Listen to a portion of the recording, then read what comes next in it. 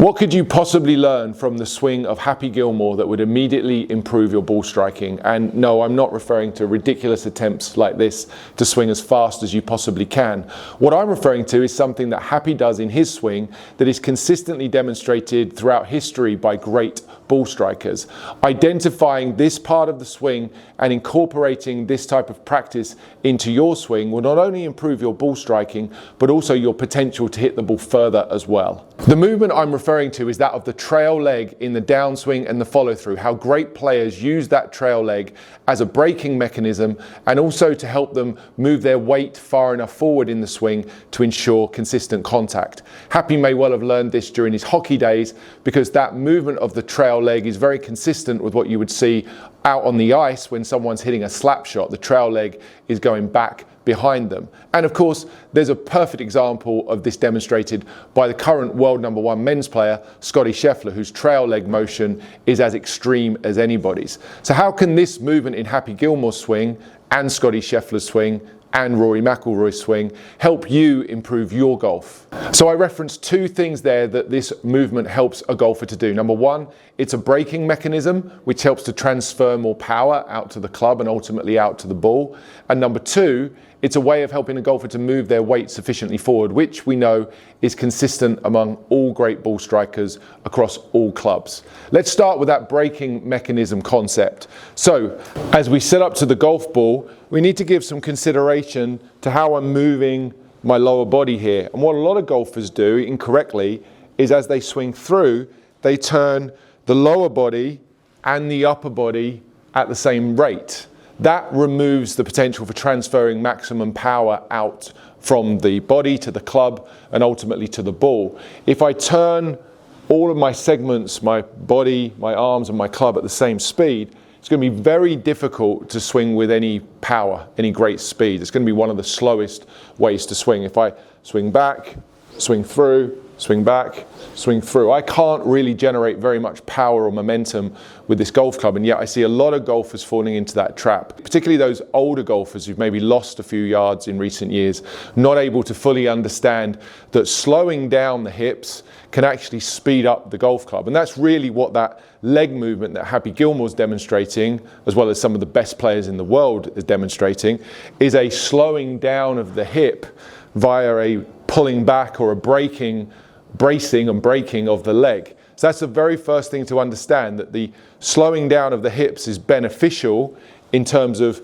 transferring the energy then to the arms, out to the club and to the ball. If I slow my hips down and break this lower body, I can actually get more energy and more momentum out to the club. So that's the first reason you should really be trying to apply this to your swing. The second reason it's beneficial, I mentioned, is it helps a golfer to move their weight more forward. Why is that? Well, the longer I keep this trail leg, the straighter I make it, the longer, the greater the distance between the ankle and the hip. That means I can keep sliding my hips forward the longest.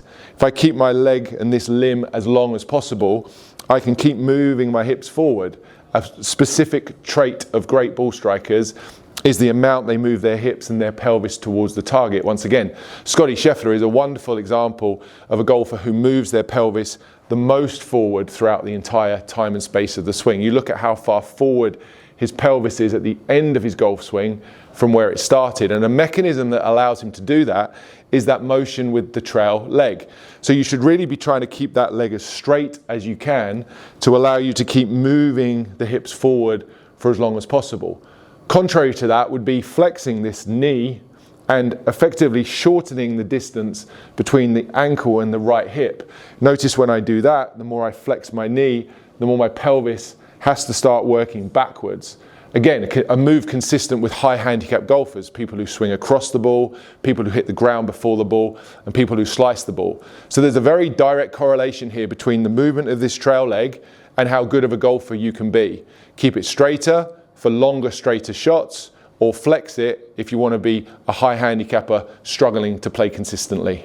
So there's the reasons you'd want to do it and examples of great golfers who demonstrate it. Now, the bit you're looking for, how to do it. You can start out very, very simply just by pulling your trail foot back at setup. That would be a good start point. Keep the foot back just in the beginning, and try to feel like you keep that trail leg straighter throughout the entirety of the swing. That in and of itself can be enough to elicit the movements we're looking for in the swing. So I'm going to go ahead and hit this driver. I've got my trail foot pulled back. I'm going to try and keep my right leg as straight as possible in the downswing.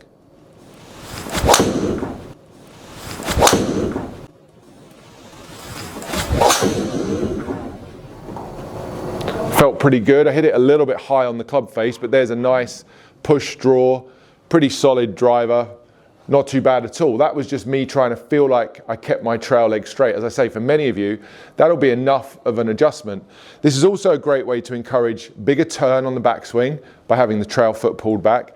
And it also can encourage a slightly more shallow approach to the ball. All of these things are usually very beneficial for the majority of golfers out there. If you find you need to take this drill to another level, maybe just pulling the foot back doesn't result in what you're looking for, and you notice that this trail leg is still kicking in, then you can actively try to slide the foot back as you swing. I'd encourage you to practice this first a couple of times. It can take a little bit of getting used to and some coordination, but as you swing the arms through, you're actively trying to pull the foot back, almost like you were pulling yourself along on a skateboard. Again, don't expect miracle results immediately with this feel, but this drill will lead to sensations that you can transfer into your full swing. The braking mechanism of this trail leg really helps to throw more energy out into the club and ultimately help you to swing faster without any more effort. And I think we'd all enjoy some of that. I'm going to try and do that on this one. I'm actually going to try and pull my foot back as I hit this driver.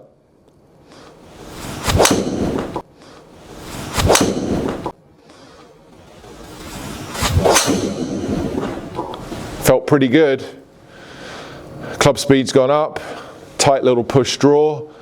Extremely happy with that as well. So many benefits to doing this in your swing. So many players demonstrate this, and yet because it's not really been picked up and spoken about in any great detail, with the very one exception, if you like, of Scotty Scheffler, there aren't many golfers trying to do this, but I see this daily on the lesson tee and on online lessons that I receive via the Skillist app. I see golfers struggling to coordinate and sequence their downswing.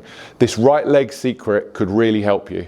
And the final version of a drill that you can use to encourage this movement is to use some sort of constraint, some barrier. This is the iRange Sports Tripod, which you'll be familiar from previous videos where I've used it to create other training stations. This one you could create at the driving range by yourself if you use like the range bucket and you put a stick angled out of the driving range basket. That might be a good way for you to set up something like this. Essentially what I'm doing here is setting up a boundary and a constraint for my trail leg. So I'll walk you through this first of all so you can see this. I'm almost touching the rod here on the iRange Sports Tripod. That's my setup position here for the driver. Now, it takes a couple of goes to adjust this, but essentially what I'm trying to do here is make sure that this rod sits 1 to 2 inches away from my trail thigh. You'll see from the front view how the rod's just in front of my leg here. And what I'm looking to try to do in the normal backswing would be, I'd change my knee flex, I'd turn my hips, my leg would get further from the rod.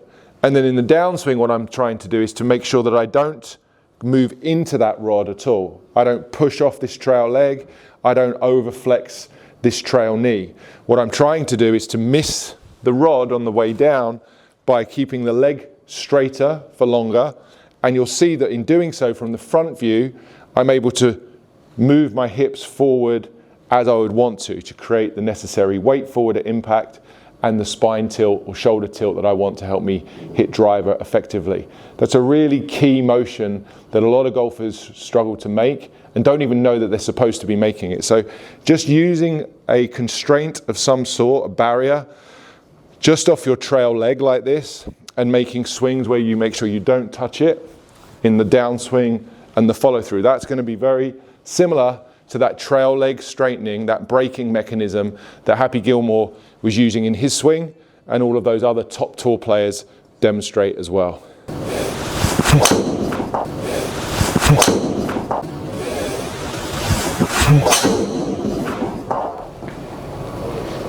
So I was able to effectively make contact with that without touching the stick, and I think for a lot of you, just trying that exercise will elicit a very new feeling in your downswing, impact and follow through than you've ever had before. So now you know the part of Happy Gilmore's swing that you should be trying to copy if you want to improve your golf, and probably the part of his swing that you shouldn't be trying to emulate at all. If you enjoyed the video today, guys, please hit the like button and subscribe to the channel if you're new. And if you've seen the new Happy Gilmore 2 film on Netflix, why don't you get down in the comments and give me your thoughts on it? I know the reviews have been quite mixed on this movie, so I'd love to hear what you thought. I absolutely loved the cameos from all the professionals, particularly Scotty Scheffler's role. I thought that was genius. Anybody interested in working with me personally on their own game, I've got 3 options for you. Number 1, we can do online lessons via the Skillist app. I'll put the details down into the description. Number 2, you can buy digital courses that I've made that are systematically built to help you improve your golf step by step. The Tour Quality Ball Striking video series is exactly that, and I'll put more details down in the description. And finally, in-person golf lessons. I'm based here in London, United Kingdom, but I have a travel schedule that takes me all over the world. I'll be in the USA in November, in both Florida and Texas. If you want more information, you can go to the website. I'll put the link in the description. And the best place to contact me is to email me directly right here. If you enjoyed the video today and want more information on this part of the golf swing, I made a more detailed version of this video right here. It talks about the mechanical advantage of actually playing golf with your trail foot pulled back. Or if you'd like to learn more secrets from the pros, then I made this one right here about Rory's secret driver move that everyone could benefit from copying.